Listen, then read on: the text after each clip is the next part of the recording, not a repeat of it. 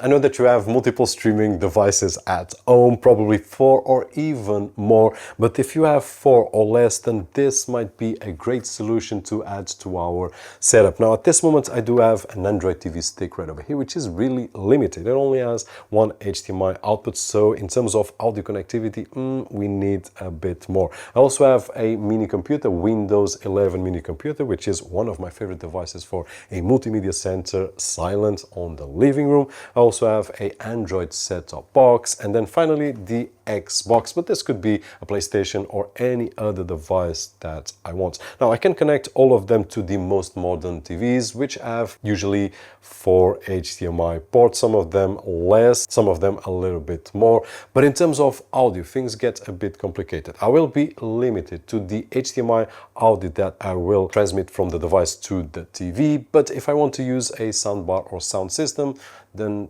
the chances are not good.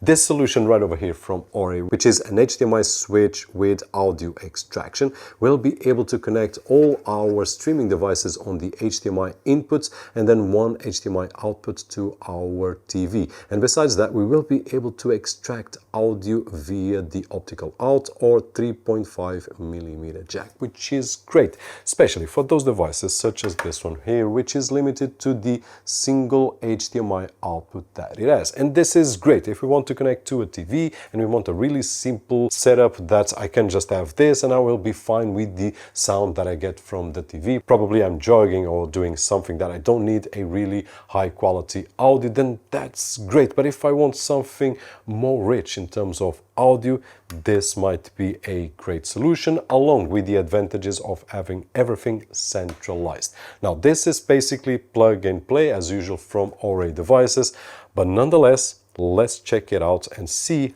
how easy and simple it is to use it. Now, with a setup example for the OREI 8K 4-port HDMI switch with audio extraction, which is a must feature and we will be testing out in just a few moments. I do have 4 streaming devices here, a Android set-top box, an Android TV stick, also a Windows computer and an Xbox, which is awesome if we want to use this 8K 4-port because it will support up to 8K at 60 Hz or 4K at 120 Hz, which is awesome for those of you that want to play games on Xbox, PlayStation or any other device. Now, the basic functionality is that we can swap between devices just by pressing this button right over here, or we can use the remote control. At this moment, I just swapped from my set-top box to my Android TV stick. So if I want to control the TV stick at this moment with Netflix, for example, I can just go there and control it. But if I want to swap to another device, I can just press and there we go.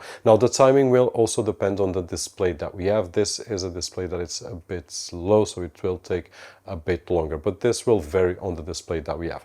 Now I'm on the output number 3, which is the Xbox, so I can just control my Xbox here. So if I want to play a session of gaming, I will be able to do so. Let me just put the volume up on the sound bar because we are extracting the audio, which means that if, and let me put a bit louder, if I move something on this particular device, which is number 3, the audio will be extracted from number 3. But if I change to any other multimedia device that I've got here from the 4, in this particular case my 4th is a Windows computer, so if I want to control a Windows computer as my multimedia streaming center, for example, where I do have Plex server, MB server and a lot more, because we can do a lot with Windows, then all the system sounds that I have will go to the sound bar. So let me put the volume down. We will get back in just a few moments in terms of the connectivity and the audio extraction. So at this moment we just cycled through all the devices. Let's go back to number 1, which is my Android TV box. Besides being able to control on the select button, if we are on a couch, then the remote control is a lot easier, with the advantage of if I press the select, it will go from 1, 2, 3, 4, and if I want to go from 4 to 2, I will need to cycle. But if I want to cycle from 1 to 3, I can just press number 3 and there I go. I will go to my Xbox, which is the device that is connected on the HDMI number 3 at the back. And then if I want to go back to my number 1, which is the set-top box, then I just need to press number 1, and that is it. It will jump to number 1 without having to be cycling with the button right over here. This might be useful if we are on a desk such as this, but if we are on a couch, this is preferably. Now we also have the infrared button, which if I press, it will mean that it will lock. So if there's any accidental changing on the keys right over here on the remote, nothing happens. And then if I switch the infrared once again, I can just go to number 2, for example, and then we will go back to my Android TV stick.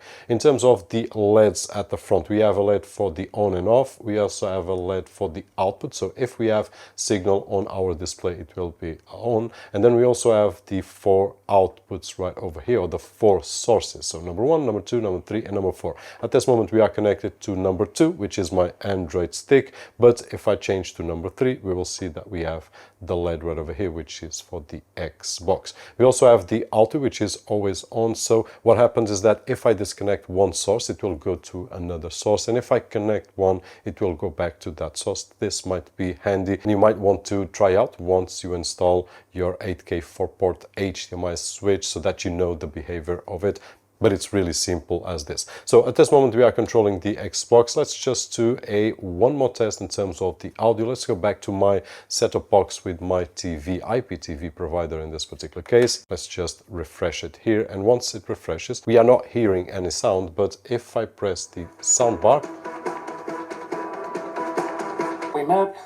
we have the sound bar sound because we are extracting the sound from the device that we are using right now, which is the set-top box. So if I was using the sound from the TV, this would not be possible, and I would not have the same quality as I do have. Let's change to the Xbox, which is less noisy, and what happens is that the sound will be extracted from the device that I do select. So I was extracting from device number 1, but right now I am using sound from device number 3, and this is not dependent on the TV or the display. It will be depending on our sound system, because I can extract really high quality from here on the optical out, or even on the 3.5mm jack directly to a sound system or a sound bar, and have everything right over there without having to move anything. So at this moment, if we change back to number 1, what we will have is